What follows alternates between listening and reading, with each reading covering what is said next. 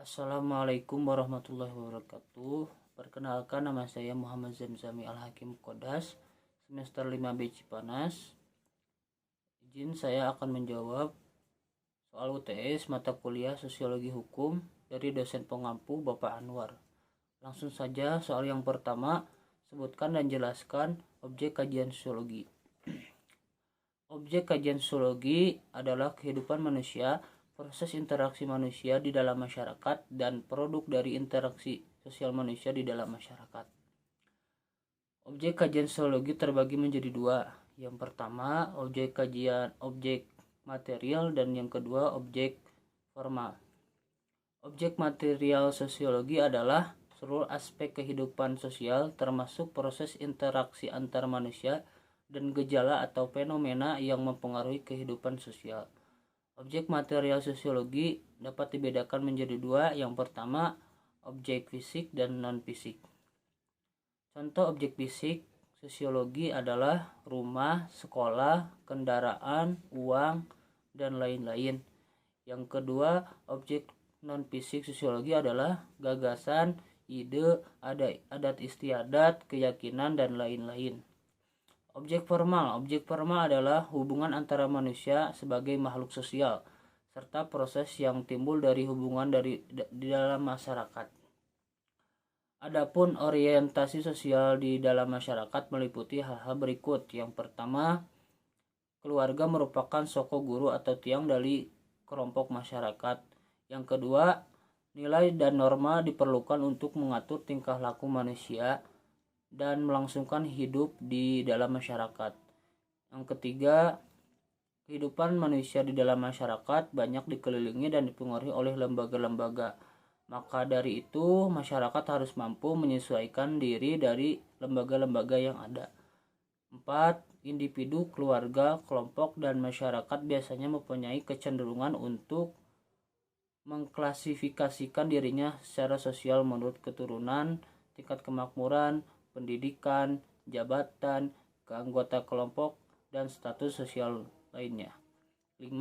Adanya komunikasi yang terjadi dengan masyarakat dan kebudayaan yang berbeda akan menimbulkan perubahan-perubahan nilai budaya. 6. Saling menghormati dan bekerjasama merupakan tuntunan kemanusiaan. 7. Realisasi kehidupan pribadi banyak dibentuk melalui hubungan dengan yang lain. 8. Perbuatan-perbuatan yang ada diterima oleh suatu masyarakat belum tentu diterima juga, bahkan dapat dianggap tabu bagi masyarakat yang lain. 9. Adanya migrasi atau perpindahan antara bangsa dan masyarakat menimbulkan pencampuran budaya antara individu dan kelompok. 10. Lingkungan fisik dan sosial sekitar dapat mempengaruhi kehidupan manusia, begitu pula sebaliknya. 11. Perkembangan zaman juga ikut memperluas objek kajian sosiologi. Akibatnya, gejala sosial yang terjadi di masyarakat pun lebih beragam dan kompleks. Pertanyaan yang kedua, teori hukum pembangunan menurut Muchtar Kusuma-Atmaja. Muchtar Kusuma-Atmaja mengatakan bahwa hukum merupakan suatu alat untuk memelihara ketertiban dalam masyarakat, mengingat fungsinya sifat hukum pada dasarnya adalah konservatif, artinya hukum bersifat memelihara dan mempertahankan yang telah tercapai. Muchtar Kusuma-Atmaja mengemukakan tujuan pokok hukum bila diredukasi pada suatu hal saja adalah ketertiban yang dijadikan syarat pokok bagi adanya masyarakat yang teratur. Tujuan lain hukum adalah tercapainya keadilan yang berbeda-beda isi dan ukurannya menurut masyarakat dan zamannya. Ada dua dimensi sebagai inti teori hukum pembangunan yang diciptakan oleh Muchtar Kusuma-Atmaja. Yang pertama, ketertiban atau keteraturan dalam rangka pembaharuan atau pembangunan merupakan suatu yang diinginkan bahkan dipandang mutlak adanya.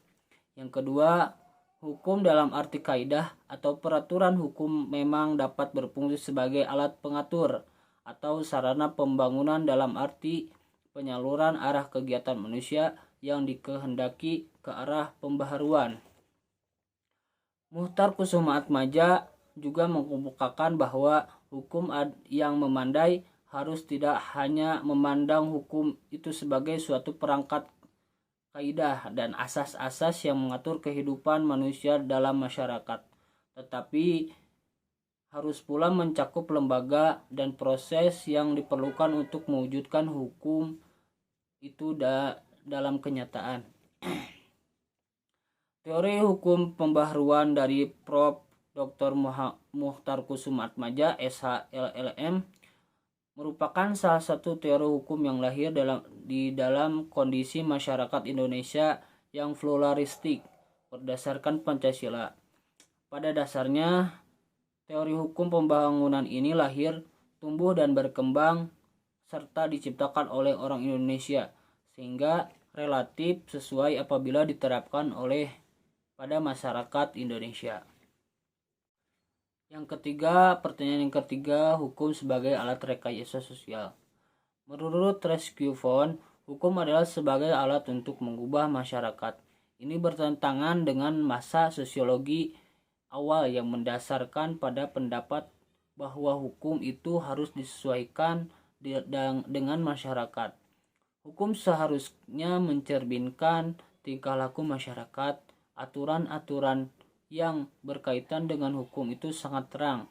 Hukum itu ada di depan menurut Font. Hukum selalu tertinggal menurut Enegger. Menurut Font, hukum juga sebagai alat rekayasa. Setiap pemerintah membuat suatu aturan-aturan yang walaupun tidak ada dalam kondisi masyarakat atau tidak sebetulnya masyarakat sudah tahu kondisinya tetapi tidak menerapkannya. Jadi suatu yang diatur oleh hukum sebagai rekayasa itu bukan menciptakan yang baru tetapi mendorong perubahan yang diakui oleh masyarakat dengan lebih cepat. Rekayasa sosial merupakan alat yang mampu mengintegrasikan masyarakat. Hal ini dikarenakan adanya tujuan yaitu perubahan atau mengendalikan stagnasi akibat keadaan yang telah menuai syarat bagi masyarakat yang sejahtera.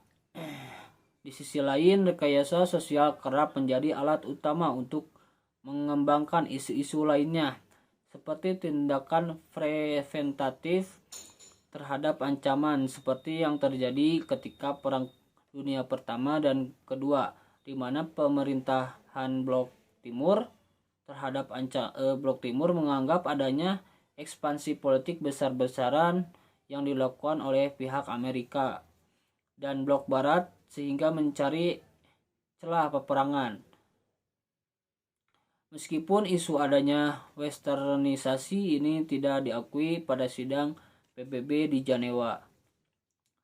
Namun bila menilik dari masing-masing pihak, maka yang akan ditemukan adalah keragaman yang satu dengan yang lain, yaitu keragaman ideologi. Terpecahnya kedua blok dan rampungnya negara-negara di masing-masing blok ini merupakan hasil dari rekayasa sosial di mana dari masing-masing pihak berusaha mengintegrasikan dirinya bersama anggotanya. Fungsi hukum sebagai alat rekayasa sosial disebut sebagai a tool of engineering, yang pada prinsipnya merupakan fungsi hukum yang dapat diarahkan untuk merubah pola-pola tertentu dalam suatu masyarakat, baik dalam arti mengkokohkan suatu kebiasaan menjadi suatu yang lebih diyakini dan lebih ditaati, maupun dalam bentuk perubahan lainnya. Fungsi hukum sebagai alat rekayasa sosial mempunyai arti yang tidak selalu positif dan bahkan dapat diartikan negatif, terutama karena ketidakjelasan arah yang akan dituju oleh hukum dalam merekayasa masyarakat yang bersangkutan. Ahmad Ali menyatakan adanya kerugian dan keuntungan fungsi hukum sebagai alat rekayasa sosial, seperti yang diungkapkannya bahwa contoh dampak positif penggunaan hukum sebagai alat rekayasa sosial. Yang pertama, putusan Mahkamah Agung Amerika Serikat pada tahun 1954 yang menetapkan bahwa orang kulit hitam harus disamakan dengan orang kulit putih. Kedua, undang-undang dan peraturan-peraturan lainnya mengenai lingkungan hidup dan sebagainya. Dampak negatif dari penggunaan hukum sebagai alat rekayasa sosial adalah yang hanya membawa keuntungan bagi sebagian warga kecil masyarakat dunia, justru merugikan sebagian besar warga masyarakat lainnya. Dengan pandangan tersebut, maka bisa dikatakan bahwa fungsi hukum sebagai sarana atau alat rekayasa sosial dalam aplikasinya perlu dilakukan secara ekstra hati-hati, sehingga sejauh mungkin tidak membawa dampak negatif sebagaimana yang dikhawatirkan, dan bahkan jika perlu dalam pelaksanaannya benar-benar tidak akan melahirkan dampak seperti yang tadi. Terima kasih.